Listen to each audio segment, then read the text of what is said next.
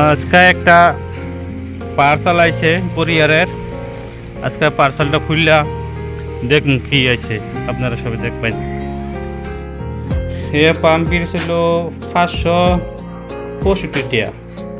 কয় পিস আছে আমি হাগিস কোম্পানি,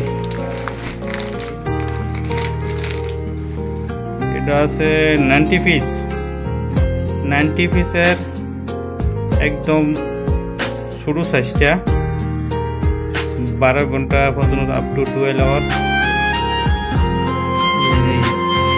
লাভ আছে। 90 পিসের ই হলো 565 টাকা লাভ আছে।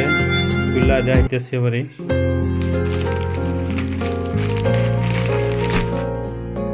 অনলাইনতে মানে বেশি কম পাওয়া যায় আর কি, ফ্লিপকার্টের করে অর্ডারটা।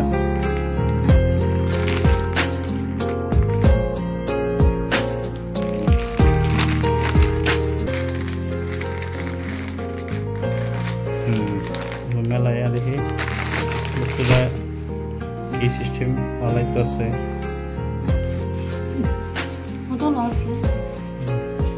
ভালো আছে, এই যে এই সিস্টেম 90 পিসের 565 টাকা, 565। এগুলো করে তো বহুত লাভ, ডিসকাউন্ট পাওয়া যায়, দামও কম পড়ে। কিরম হইলো আপনারা সবাই ভিডিও দেখিয়া লাইক দিবেন, কমেন্ট করবেন, আমার চ্যানেলটা সাবস্ক্রাইব করবেন। আজকে এই পর্যন্ত রইল।